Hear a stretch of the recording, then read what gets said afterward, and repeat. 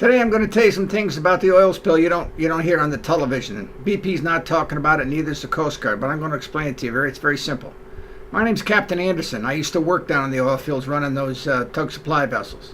I now head up a program called Planet Earthship, which you guys should know about because it's a chance for you to get involved and actually do something to stop corporate greed and stop dumping CO2 into the atmosphere, stop warming up the planet, stop making a mess of everything. This is an action plan where you can really get involved and do something. It's very simple. I'll tell you about it later.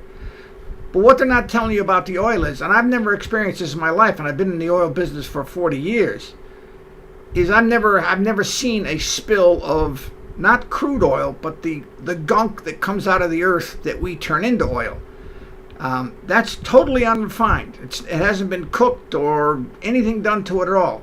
So it's not of a uniform texture. If you take gasoline or kerosene or jet fuel or bunkers or anything, that is of a reasonably uniform texture, predictable. A lot of variation, but it's still very uniform compared to what's coming out of the ground.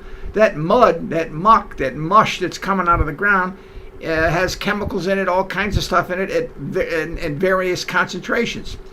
That means the specific gravity of it is very variable. It also means that the specific gravity of it is much, much closer to 1. Bunker C has a specific gravity of about 0.84, 0.85, which means it's still lighter than water and it'll still float.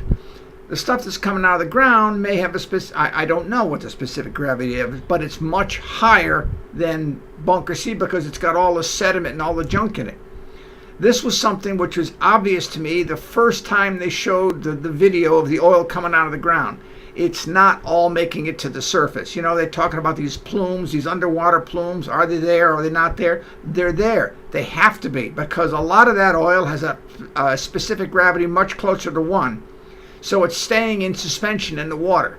What it's ultimately going to do to the environment is it's too horrifying to contemplate. But you need to know that it's there, and BP isn't telling you about it.